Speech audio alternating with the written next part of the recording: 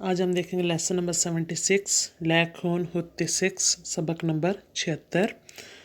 तो जैसा कि पता है आपको कि आजकल जो लेसन्स में हम ग्रामर पे बात कर रहे हैं, ठीक है। तो आज हम देखेंगे कि स्वीडिश में जो है वो वर्ड ऑर्डर क्या है, यानी कि एक सेंटेंस किस तरह बनता है स्वीडिश में।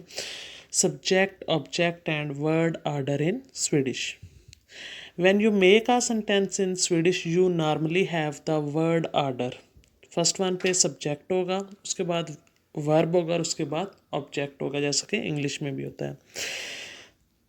तो इसके आगे हम कुछ एग्जांपल्स देखते हैं। To make sentences in Swedish you can use the following table, ठीक है। फर्स्ट वन पे आएगा सब्जेक्ट, उसके बाद होगा वर्ब और उसके बाद होगा ऑब्जेक्ट।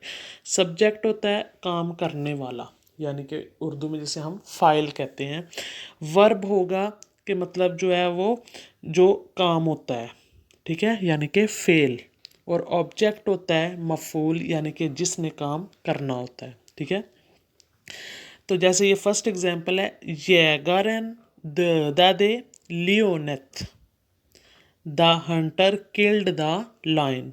इसमें सब्जेक्ट कौन है? द हंटर, यानी कि जो है ये फाइल है जिसने काम करना है, ठीक है। उसके बाद वर्ब, काम क्या है? मारना, किल्ड, ठीक है। ऑब्जेक्ट क्या है?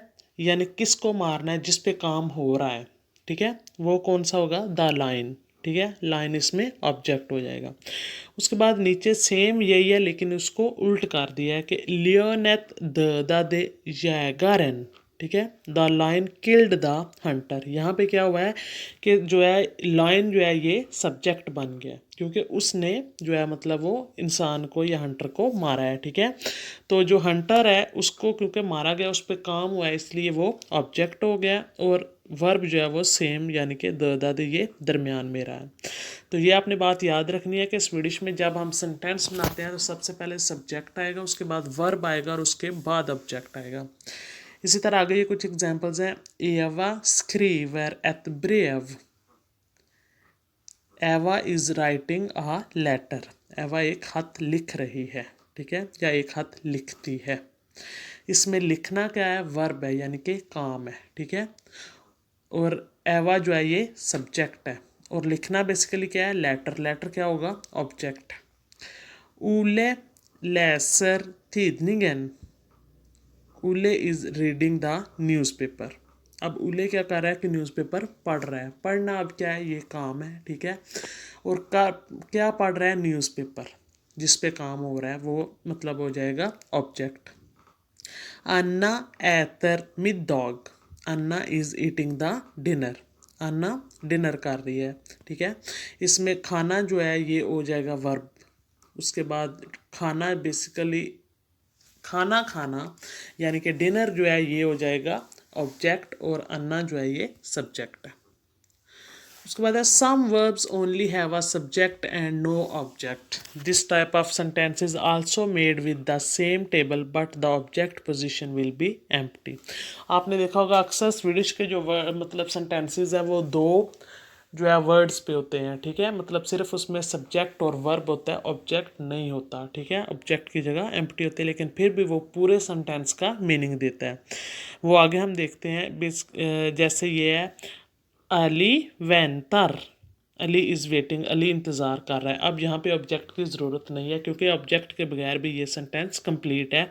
अली वैंतर, अली इज़ वेटिंग, उले आरबीयतर, उले इज़ वर्किंग, ठीक है।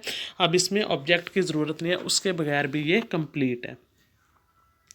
अगर मतलब आप ऑब्जेक्ट इस पे लगाना चाहें तो मतलब लगा भी सकते हैं कि उले आरबियतार ई शकत, मतलब कुछ भी हो सकता है आगे। लेकिन जो है मतलब स्वीडिश में बेसिकली दो टाइप के सेंटेंस होते हैं कि मतलब सब्जेक्ट और वर्ब उसमें मस्ट होगा, ठीक है। तो ऑब्जेक्ट हो भी सकता है और नहीं भी कुछ में होता, फिर भी वो जो है मतलब जिनमें नहीं होता वो उसका मीनिंग सेंटेंस का पूरा दे रहे होते हैं, ठीक है। उसके बगैर भी ये हो सकता है ऑब्जेक्ट के। In Swedish, there is an empty subject which doesn't refer to anything particular. कि स्वीडिश में जो है एक एम्प्टी सब्जेक्ट होता है जो किसी खास जो है मतलब चीज़ को रेफ़र नहीं करता। इट इज़ प्रनाउन दियत, वो कौन सा है, मतलब सब्जेक्ट है दियत, यानी कि जिसे इंग्लिश में हम इट कहते हैं और स्वीडिश में दियत, which is for example use before verbs that describe the weather. जैसे हम एग्जाम्पल के तौर पे ले लेते हैं कि ये जब हमने वेदर के बारे में, मौसम के बारे में बात करनी हो, ठीक है, तो ये वर्ब से पहले लगता है, ठीक है।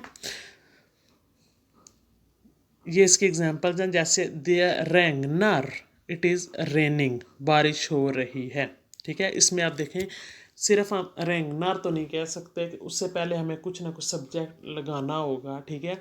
और ही शी तो यहाँ पे लग नहीं सकता, ना दे लग सकता है, तो पीछे रह गया इट, दियत, यानी कि तो दियत जो है ये एक फॉर्मल सब्जेक्ट है जो किसी पर्टिकुलर चीज़ की तरफ इशारा नहीं करता। जब और कोई सब्जेक्ट ना हो तो वहाँ पे हम इट लगा सकते हैं, ठीक है। तो दियत रेगनार, इट इज़ रेनिंग, दियत स्नोर, इट इज़ स्नोइंग, बर्फ़ बारी हो रही है, ठीक है। दियत आर वार्मथ इन्ने, इट इज़ वार्म इनडोर, दियत ब्लोसर, इट इज़ विंडी, जो है ये हवा चल रही है, ठीक है। दियत आर खाल्ट ute, it is cold outside, बाहर सर्दी है, ठीक है। तो यहाँ पे आपने देखा कि मतलब ये सारी एग्जांपल्स उन्होंने मतलब वेदर के दिए हैं, कि जैसे वेदर ये जो है मतलब रेगनर, स्नर, ठीक है, वार्मथ, ब्लोसर, ये ऑलरेडी जो है ये वर्ब्स हैं, ठीक है। तो इनसे पहले हमें एक सब्जेक्ट की ज़रूरत है, क्योंकि सब्जेक्ट और वर्ब जो है ये स्वीडिश में एक कंप्लीट जो है वो सेंटेंस की जो है मतलब वो शक्ल मतलब ले सकते हैं, कि उसमें हमें ऑब्जेक्ट की ज़रूरत नहीं होती, लेकिन सब्जेक्ट मस्ट होना चाहिए किसी भी सेंटेंस को कंप्लीट करने के लिए। तो इसलिए दियत जो है ये एक मतलब फॉर्मल सब्जेक्ट है, ठीक है, जो किसी पर्टिकुलर की तरफ मतलब रेफ़र नहीं करता, तो यहाँ पे हम दियत लगा सकते हैं। ये है दियत का मतलब, ठीक है। As death doesn't refer to anything particular, it is called formal subject, formal subject, ठीक है। जैसा कि मैंने आपको बताया, क्योंकि दियत जो है ये किसी पर्टिकुलर चीज़ की तरफ जो है वो रेफ़र नहीं करता, इसलिए हम इसे फॉर्मल सब्जेक्ट भी कह सकते हैं। उसके बाद है जी क्लॉज निगेशन इनते, एक जो मतलब चीज़ जो है वो एक क्लॉज है, ठीक है। जिस तरह इंग्लिश में हम डू नॉट यूज़ करते हैं नेगेटिव क्लॉज बनाने के लिए, इसी तरह हम स्वीडिश में जो वर्ड यूज़ करते हैं डू नॉट की जगह वो है इनते। With many verbs English uses the dummy verb do plus not, ठीक है, to form negative clause, but in Swedish only one word is used इनते which always have the same form, ठीक है। मतलब ये मैंने आपको बता दिया कि इंग्लिश में डू नॉट हम यूज़ करते हैं नेगेटिव बनाने के लिए, और स्वीडिश में सिर्फ एक वर्ड यूज़ होगा और वो है इनते। द वर्ड इनते placed directly after the verb, और ये जो इनते वर्ड है ये हम डायरेक्टली जो है वर्ब के बाद लगाएंगे, ठीक है। पहले सब्जेक्ट होगा, उसके बाद वर्ब होगा, उसके बाद इनते, और उसके बाद ऑब्जेक्ट। जिन सेंटेंसेस में ऑब्जेक्ट की ज़रूरत नहीं है, ठीक है, उनमें सबसे पहले हम सब्जेक्ट लगाएंगे, उसके बाद हम वर्ब लगाएंगे, और उसके बाद इनते एंड में लगाएंगे, ठीक है। ये हम आगे एग्जांपल देखेंगे, उससे आपको मज़ीद क्लियर हो जाएगा।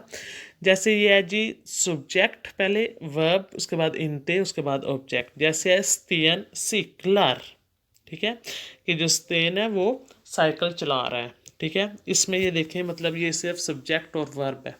अब जब हमने इसको नेगेटिव बनाना है, ऊले सिकलर इनते, जो ऊले है वो साइकिल नहीं चला रहा है। अब ये नहीं हमने कहना कि मतलब अच्छा सब्जेक्ट और वर्ब है इसके दरमियान हम इनते लगा दें, नहीं, जो इनते है ये एंड पे लगेगा, ठीक है। अगर ऑब्जेक्ट नहीं है तो जो इनते है वो सेंटेंस के एंड पे लगेगा, जिसमें सिर्फ सब्जेक्ट और वर्ब होंगे, ठीक है। और जिसमें होगा मतलब ऑब्जेक्ट भी होगा, उसके हम दरमियान में लगाएंगे। जैसे ये ब्रीता एतर फ्रुकोस्ट, ये एक पॉजिटिव यानी कि अफर्मेटिव सेंटेंस है, इसमें के ब्रीता जो है वो नाश्ता कर रही है, ठीक है। उसके बाद है जी कारिन एतर इनते फ्रुकोस्त, जो कारिन है वो नाश्ता नहीं कर रहा है। तो इसमें हम पहले क्या करेंगे, सब्जेक्ट कारिन हो गया, ठीक है, वर्ब एतर हो गया, और दरमियान में हमने लगाया ऑब्जेक्ट, और वर्ब के दरमियान में हमने लगाया इनते, और ऑब्जेक्ट हो गया इसमें फ्रुकोस्त। उसके बाद है जी दियत रेंगनार, दियत स्नर इनते, ठीक है। अगर हमने कहना कि बारिश नहीं हो रही तो हम कहेंगे दियत रेंगनार इनते, बर्फ़बारी नहीं हो रही, det snör inte। I hope so ये आपको समझ आ गया होगा, ठीक है। तो बेसिकली मैंने आपको यही जो है ना आज के लेसन में बताना था कि मतलब जो है एक वर्ड, जो एक सेंटेंस है वो हम स्वीडिश में किस तरह बनाते हैं कि सबसे पहले हमें सब्जेक्ट चाहिए होता है, उसके बाद हमें वर्ब चाहिए होता है, उसके बाद हमें ऑब्जेक्ट चाहिए होता है। अगर हमने उसको नेगेटिव बनाना है तो सब्जेक्ट और वर्ब के डायरेक्ट बाद हम इनते लगा के आगे अगर ऑब्जेक्ट लगाना है तो वो मतलब हम लगा सकते हैं। जिन सेंटेंसेज में सिर्फ सब्जेक्ट और वर्ब होता है उसके वर्ब के डायरेक्टली बाद हम इनते लगाएंगे। तो ये आज के लिए इतना है। Thanks for watching the video. Please don't forget to like share comment and subscribe for more. Thank you so much. अल्लाह हाफिज़।